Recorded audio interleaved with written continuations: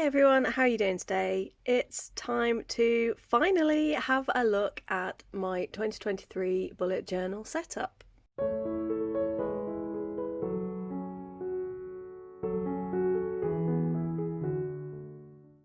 I am a little bit behind on this one, so I apologise. I only finished setting it up on like the 4th of January, but we are ready to go. And this year's notebook is actually one that I bought last year to be part 2 of my reading journal. It is the Notebook Therapy, I can't remember the exact line name, but it was like the matcha colour, and I just really loved this greeny colour.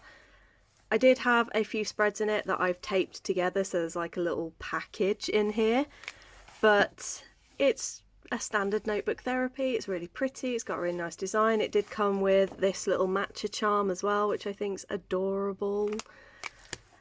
Most of these spreads are just from stickers and things like that that I already had lying around, but in terms of pens, I mostly used these Faber-Castell Pitt Artist pens in sepia, and I also used a few Tombos, mostly 228192. And today's candle is Craig Nadoon. It's the new year. I wanted a nice clean new fresh scent, and also the new series of Outlander will be coming out in the next couple of months. I think it's first half of this year, so I thought it'd be quite fitting. Let's start, shall we? So as always, we have our intro page.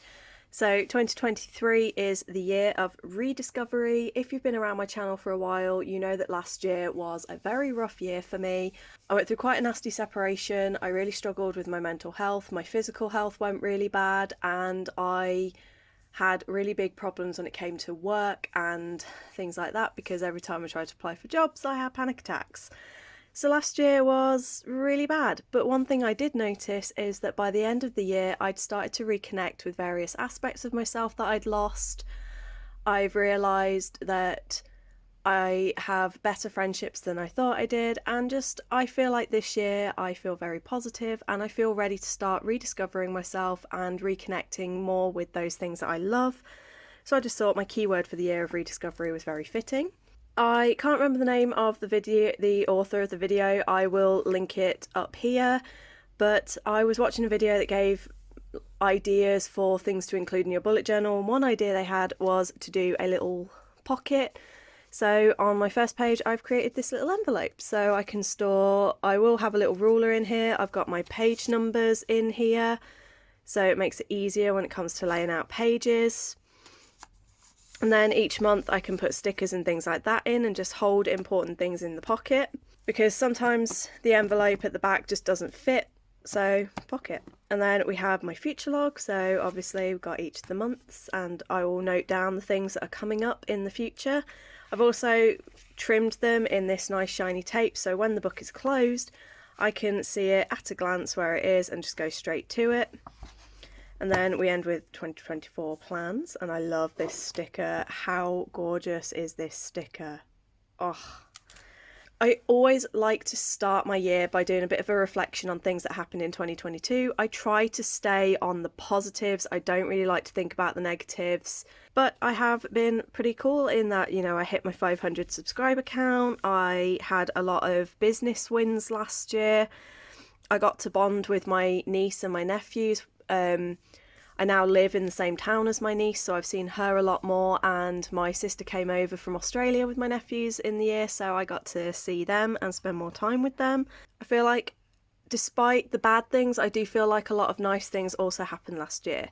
And then we move on to actual like goals and hopes. So my hopes are kind of like loose things. These might be unattainable this year, but it just helps keep in focus the things that I want to work towards. So one of my biggest hopes is to move to my own place. I also am currently undergoing tests for Crohn's disease, and I would like to get that sorted. And just these are a mixture of big and small things that are just like the main things that I do definitely want to do this year, and it would be really nice to do. And then I break it down even further into my goals. So I got the idea from Plant Based Bride to do this, to do these little tabs. And we have personal, creative, professional, and miscellaneous. And yeah, I have personal goals, so I've got things like I want to try dating again. I want to try and reconnect with my faith. I want to redecorate my bedroom, things like that. Professional, just sort out new job and continue doing work with my business. Creative, things like I want to try maybe writing some poetry this year. I would like to work on my hand lettering and things like that. And then miscellaneous, for now, I've literally just got this as manga, TV shows and films that I want to get to in the year, as you do. We then have another video that I was inspired by. Again, I will link it above because, you know, intelligently I forgot to prepare for this video by writing down all of my references and where I got ideas for things. But the video that I watched had a breakdown of their goals into like quarterly check-ins. And I just really like this idea that every quarter I can just look back through my goals and work out where I'm at on any of them, and then it will help me sort of decide where I need to focus for the next quarter.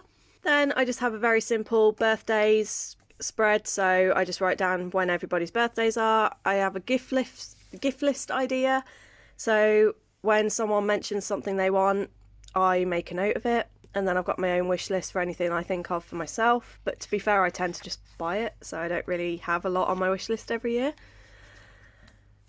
Then we move more into like health things. So I've got my usual period tracker. All I really do on here is I just mark off the days that I have my period and my ovulation. I did add a little quote. I like to put a little quote like a couple of years ago it was Shark Week, last year it was Oh Bloody Hell, and then this year I was listening to the Christmas song, It's the Most Wonderful Time of the Year, and so to that tune I put, it's the most god-awful time of the month. So yeah.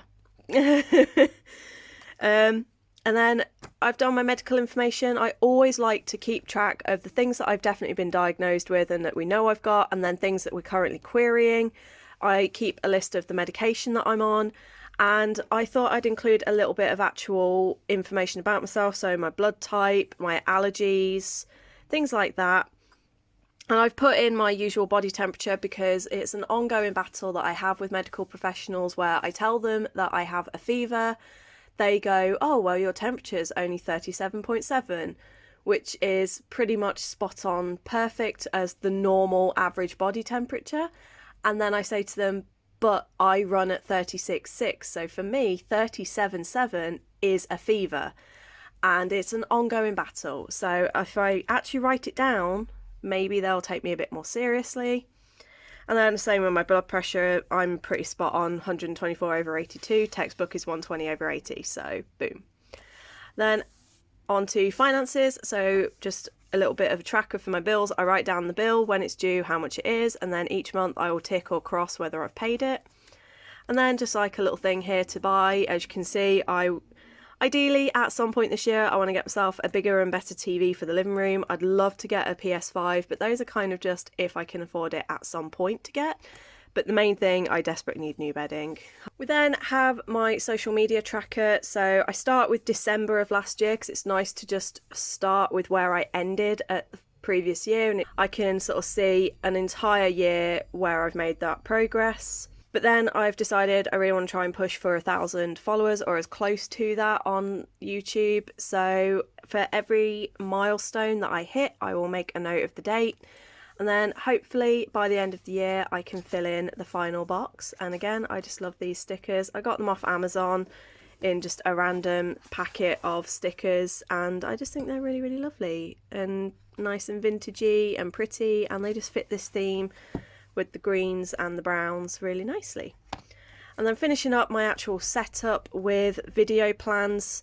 I do have a separate journal that is purely for all of my notes and ideas and breaking down what I'm going to do for every video, but I just thought it's nice to have an actual couple of spreads dedicated purely to when I've got an idea, I can just note it down in here and then I will transfer it over to the other journal ready to develop it a little bit further.